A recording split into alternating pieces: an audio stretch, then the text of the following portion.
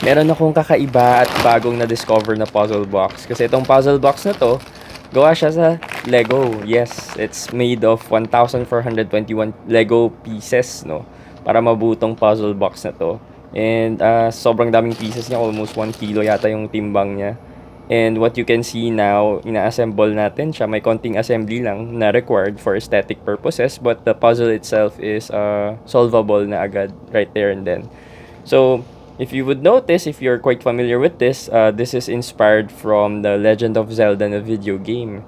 In particular to the Master Sword. Kasi di ba si Link kailangan niyang makuha yung Master Sword from the ground if he is worthy.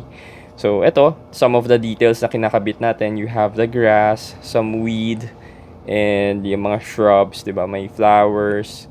Yan. Actually, yung tagal ko inintay ito, almost 2 months ko yata inintay ito kasi hinahand assemble pa siya from Sweden. And we have to fly it here in the Philippines. Ito na yung details niya.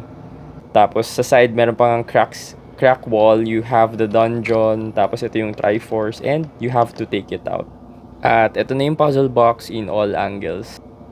So here it is. Nabuo na natin siya. And this is called the Sword Lego Puzzle Box.